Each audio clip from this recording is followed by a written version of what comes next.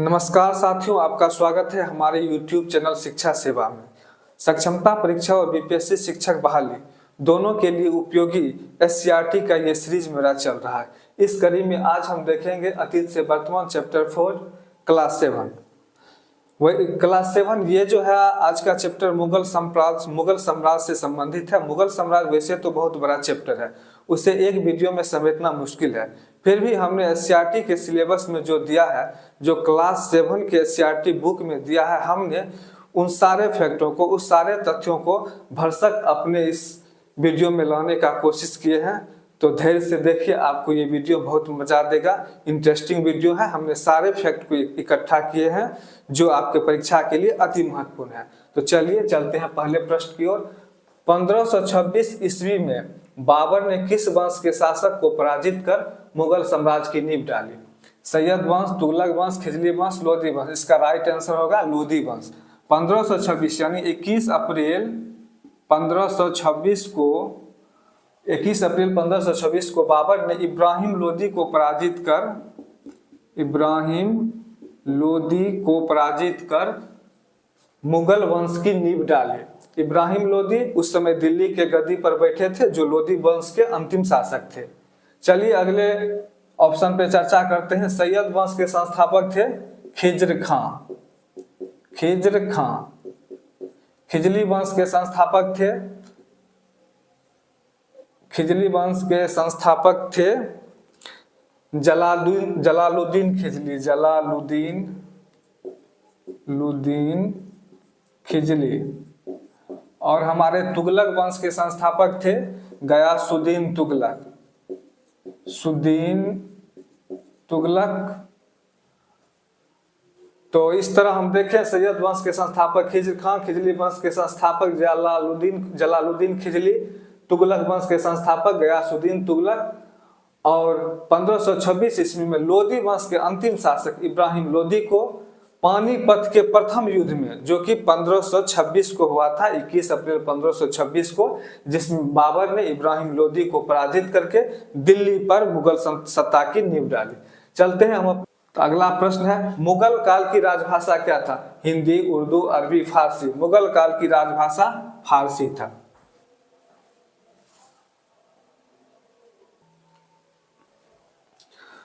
हमारा अगला प्रश्न है, बाबर की आत्मकथा किस भाषा में लिखी गई?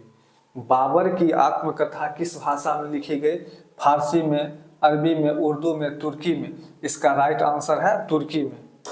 बाबर की आत्मकथा तुर्की भाषा में लिखी गई है। तुर्की भाषा। बाबर की आत्मकथा का नाम तुजुक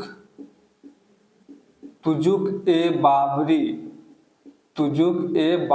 है। किसने लिखा है? तो बाबर ने लिखा है। तुजुक ए बाबरी बाबर ने लिखा है। और इसी का दूसरा नाम बाबरनामा, इसी का दूसरा नाम बाकियाते बाबरी तथा बाबरनामा है। इसी का दूसरा नाम बाबर की आत्मकथा किस भाषा में लिखी गई है? तुर्की भाषा में लिखी गई है। इसी को तुजुक ए बाबरी भी कहते हैं और बाकियाते बाबरी या बाबरनामा भी कहते हैं। इसको बाबर ने लिखा है। और इस आत्मकथा को फारसी में अनुवाद अब्दुल रहीम खाना ने किया। इसे फारसी में अनुवाद किसने किया? अब्दुल रहीम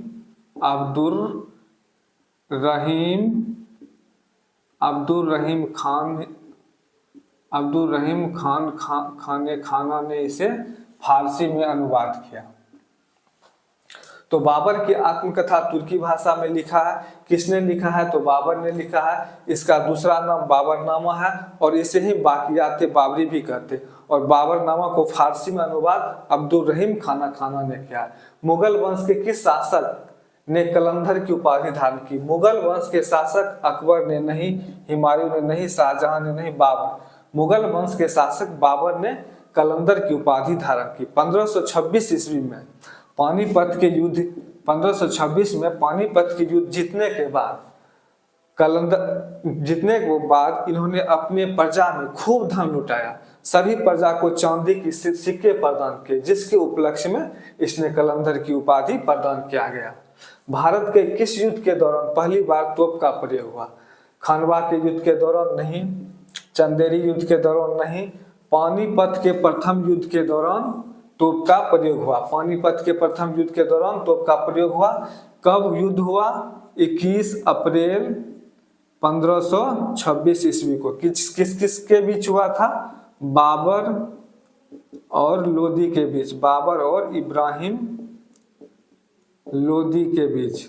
और इसी युद्ध में पहली बार तोप का प्रयोग हुआ था और युद्ध की एक नई पद्धति तुलुगमा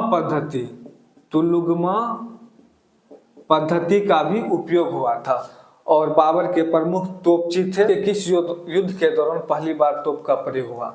पानीपत के प्रथम युद्ध के दौरान पहली बार तोप का प्रयोग हुआ। पानीपत का प्रथम युद्ध 21 अप्रैल 1526 को हुआ, बाबर और इब्राहिम लोदी के बीच हुआ। इस युद्ध में तुलुगमा पद्धति का भी प्रयोग हुआ और बाबर का प्रमुख तोपची था उस्ताद, बाबर का प्रमुख तोपची था उस्ताद और मुस्तफा।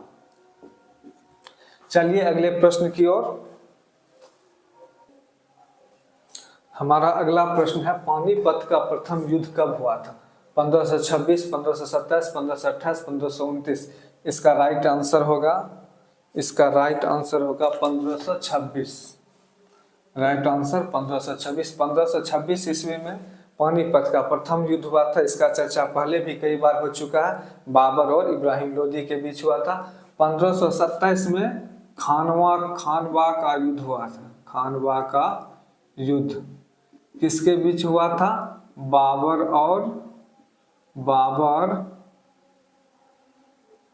और राणा सांगा के बीच। और 1528 में जो है चंदेरी का युद्ध हुआ था। चंदेरी का युद्ध 1528 में बाबर और मेदिनी राय के बीच। और 1529 में आखिरी युद्ध बाबर का हुआ था, वो बाबर और अफगान के बीच, अफगान शासक के बीच हुआ था, जो बाबर के जिंदगी का अंतिम युद्ध था। तो पानीपत का प्रथम युद्ध 1526 में, खानवा का युद्ध 1527 में बाबर और राणा सांगा के बीच, 1528 में चंदेरी का युद्ध बाबर और मेदिनी राय के बीच, 1529 में बाबर और अफगान के बीच युद्ध हुआ था। सबसे इंटरेस्टिंग बात यह है कि इस सभी युद्ध में बाबर ही विजयी हुए थे। पानीपत का प्रथम युद्ध में बाबर जो कि भारत में अपना पैर रखे थे, वही खानवा का युद्ध में उसके पैर को जमाने का काम किया, उसके शासन में स्थायित्व लाने का काम किया। तो खानवा का युद्ध काफी इंपॉर्टेंट है। उसके बाद चलते हैं अगले क्वेश्चन की ओर। तुलसीदास किसके शासन से संबंधित था? चंद्रगुप्त के शासन से नहीं, बाबर के शासन से नहीं, हर्षवर्धन के शासन से नहीं। इसका राइट आंसर होगा अकबर। तुलसीदास अकबर के शासन से संबंधित थे। तुलसीदास के ही रचना है रामचरितमानस तथा रघुवंशम जो इसके चर्चित रचना है, रामचरितमानस और रघुवंशम। गुजरात विजय की याद में अकबर ने किसका निर्माण करवाया था? गुजरात विजय की याद में अकबर ने जामा मस्जिद नहीं, इमाम बाड़ा नहीं, बुलंद दरवाजा का अकबर ने निर्माण करवाया। तो चलिए फिर चलते हैं हम अपना अगले प्रश्न। हमारा नेक्स्ट प्रश्न है, अकबर के शासन में महाभारत का फारसी में अनुवाद किया गया था।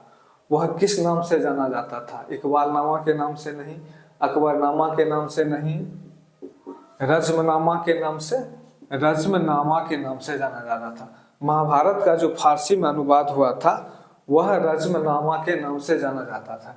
बहुत से विद्वान जैसे फैजी, कादिर, मुल्ला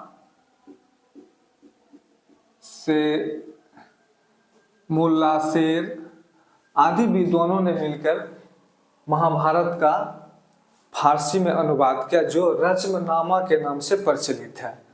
पुनः बदायूनी के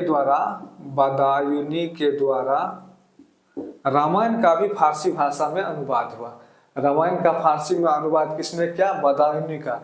रामायण जो फारसी में अनुवाद है वह रमनामा के नाम से प्रसिद्ध है और महाभारत रज्मनामा के नाम से प्रसिद्ध है। अब अगला क्वेश्चन देखते हैं, दीन ए इलाही धर्म किसके द्वारा शुरू किया गया? दीन ए इलाही बाबर के द्वारा नहीं, अकबर के द्वारा, बाबर के द्वारा नहीं, हुमायूं के द्वारा नहीं, जहांगीर के द्वारा नहीं, अकबर के द्वारा शुरू किया गया। दीन ए इलाही धर्म अकबर के द्वारा शुरू किया गया। कब शुरू किया गया? तो 1582 में शुरू किया गया था। इसका उद्देश्य किसी धर्म का प्रचार नहीं था। ऐसा नहीं था कि अकबर इस्लाम धर्म के प्रचार करने के उद्देश्य से दीन ए इलाही धर्म शुरू किया। इसका मेन उद्देश्य था सभी धर्मों के बीच सामंजस्य को स्थापित किया जाए। और दीन ए इलाही धर्म का मुख्य पुरोहित था अबुल फजल। मुख्य पुरोहित था अबुल फजल। पुरोहित, दीन ए इलाही धर्म का मुख्य पुरोहित था अबुल फजल। चलिए अगले क्वेश्चन पर, आईने अकबरी लिखी गई थी अबुल फजल के द्वारा, अमीर खुसरो के द्वारा, गालिब के द्वारा, फैज के द्वारा। इसका राइट आंसर होगा अबुल फजल। आईने अकबरी लिखी गई थी अबुल फजल के द्वारा। आईने अकबरी लिखी गई थी अबुल फजल के द्वारा। चलते हैं अगले प्रश्न की ओर। हमारा नेक्स्ट क्वेश्चन है, मयूर सिंहासन पर बैठने वाला अंतिम बादशाह कौन था? शाह आलम द्वितीय नहीं, जहांदार शाह नहीं, बहादुर शाह नहीं, मोहम्मद शाह। इसका राइट आंसर होगा मोहम्मद शाह। मयूर सिंहासन पर बैठने वाला अंतिम बादशाह कौन था? मोहम्मद शाह। मयूर सिंहासन को तख्त ए ताउस भी कहते हैं। तख्त ए ताउस भी कहते हैं। इसे शाहजहां के द्वारा बनाया गया।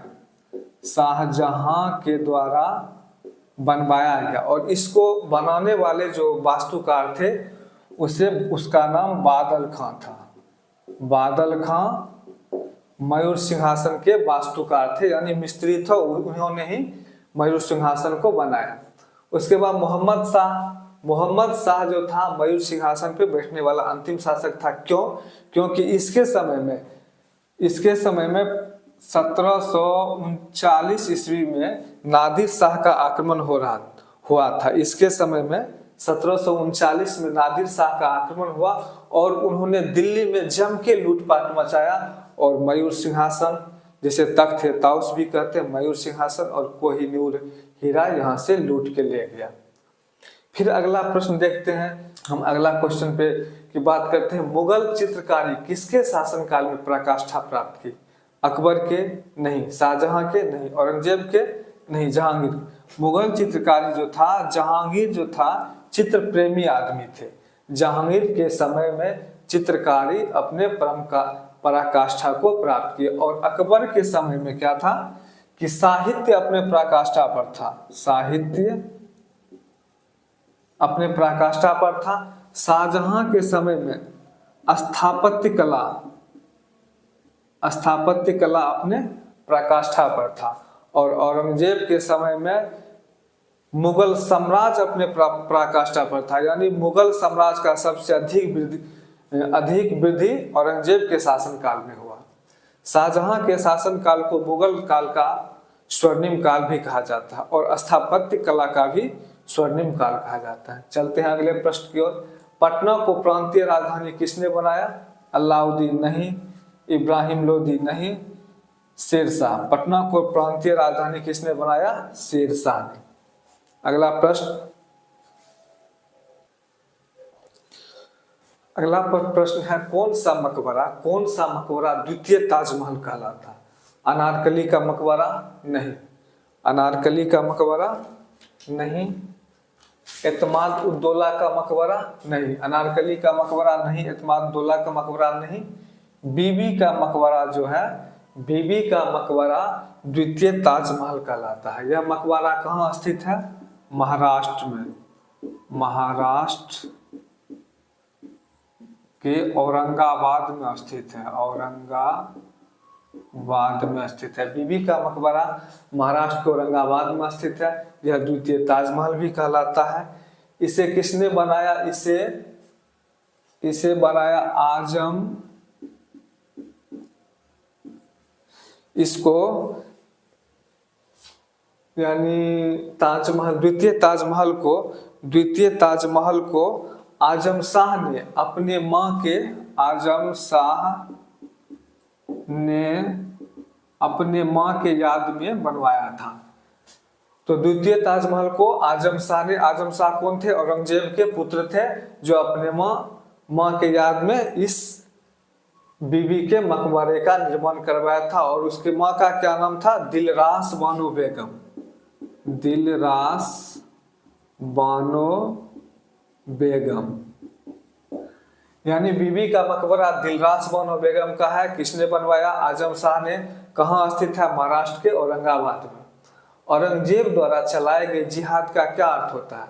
पवित्र युद्ध, धर्म युद्ध, जजिया, दार उल इस्लाम। इसका राइट आंसर है दार उल इस्लाम। इसमें जो भी प्रश्न है सब एससीईआरटी बेस्ड है। सक्षमता वालों के लिए तो यह सामान्य विषय में भी उपयोगी है और सामान्य अध्ययन में भी उपयोगी है। 80 नंबर के लिए भी उपयोगी है और 40 नंबर के लिए भी उपयोगी है। लेकिन जो अभी परीक्षा का दौर चल रहा है, हमारे जो भी बीपीएससी शिक्षक बहाली में बैठने वाले बंधु हैं, उसके लिए भी ये काफी महत्वपूर्ण है। टाइम का अभाव है। अब प्रत्येक चैप्टर, एससीईआरटी के प्रत्येक चैप्टर को पढ़े बिना आपका रिजल्ट अच्छा हो जाएगा, इसकी गारंटी नहीं है। आपका रिजल्ट तभी अच्छा होगा जब पूरे एससीईआरटी को आप लाइन बाय लाइन पढ़ते हैं। तो अब टाइम नहीं है, आप लाइन बाय लाइन पढ़ नहीं पाएंगे।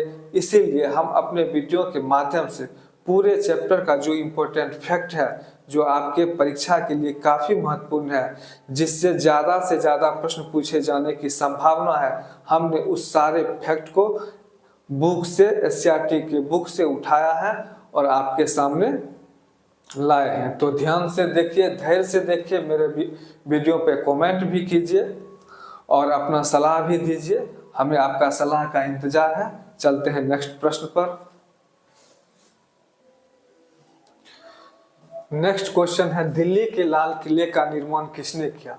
दिल्ली के लाल किले का निर्माण किसने किया? अकबर ने, नूरजहां ने, शाहजहां ने, औरंगजेब ने? अकबर नहीं, नूरजहां नहीं, औरंगजेब नहीं। इसका राइट आंसर होगा शाहजहां। शाहजहां ने दिल्ली के लाल किले का निर्माण कराया, जो 1639 में बनना शुरू हुआ। 1639 में बनना शुरू हुआ और 1648 में समाप्त हुआ। यानी शाहजहां ने लाल किला का निर्माण करवाया, जो 1639 में बनना प्रारंभ हुआ और 1648 में उसका काम पूरा हुआ। इसके साथ ही शाहजहां का जो शासन काल था वह स्थापत्य कला का स्वर्णिम काल था। RL श्रीवास्तव ने उसे स्थापत्य कला का स्वर्णिम काल कहा है। इस काल में लाल किला के अलावा भी कई सारी इमारतें का निर्माण हुआ, जैसे ताजमहल है, शीश महल है, अंगूरी बाग है, मोती मस्जिद, शीश महल, अंगूरी बाग, मोती मस्जिद,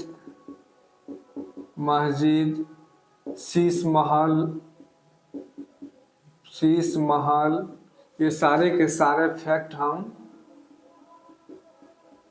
एससीईआरटी के बुक से लिए हैं। शीश महल, अंगूरी महल, जो भी है, लाल किला के अलावा भी शाहजहां ने बहुत कुछ बनवाए थे और उसके इसी स्थापत्य कला का जो निर्माण उन्होंने इतने बेहतरीन ढंग से किया था, इसीलिए उसके काल को इतिहास में स्थापत्य कला का स्वर्णिम काल कहा जाता है।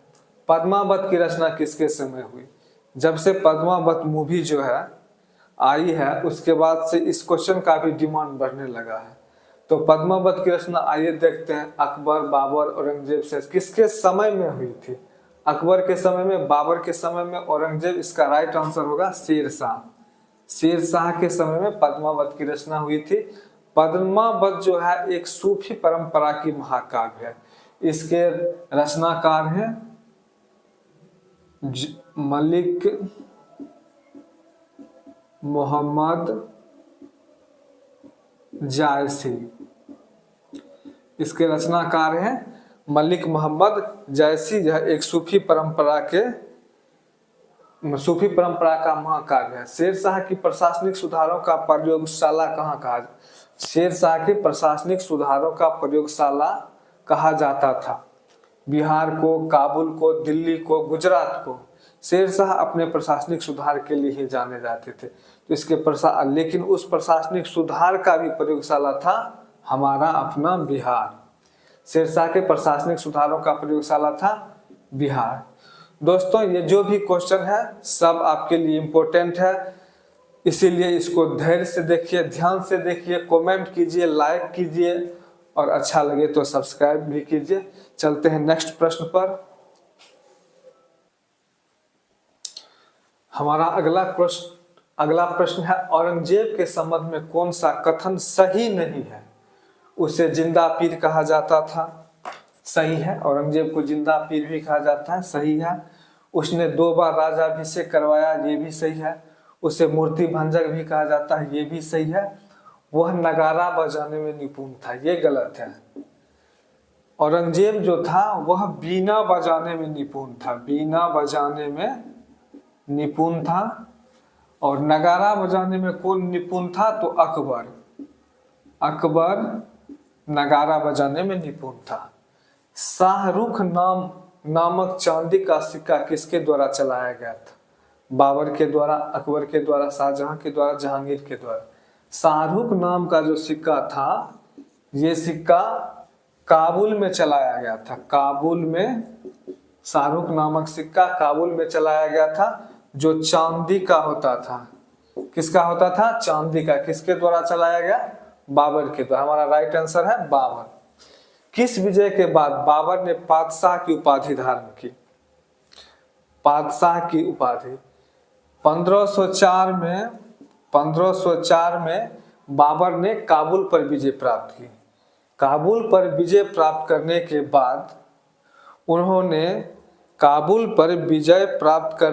बाद बाबर ने अपने खानदानी परंपरा, उसका जो खानदानी परंपरा था उसमें मिर्जा लगाया जाता था।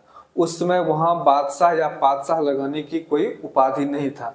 तो अपने खानदानी परंपरा के विरुद्ध जाकर बाबर ने पातशाह की उपाधि धारण की। पातशाह का अर्थ होता है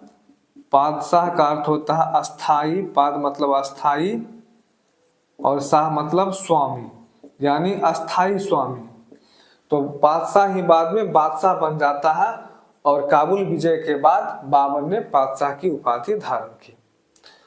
तो हमने एससीईआरटी का ये चैप्टर मुगल कालीन इतिहास कंप्लीट एससीईआरटी से लिया था। अगर आपको मेरा वीडियो अच्छा लगे तो लाइक करें, कमेंट करें और अपने दोस्तों के साथ भी शेयर करें। जय हिंद।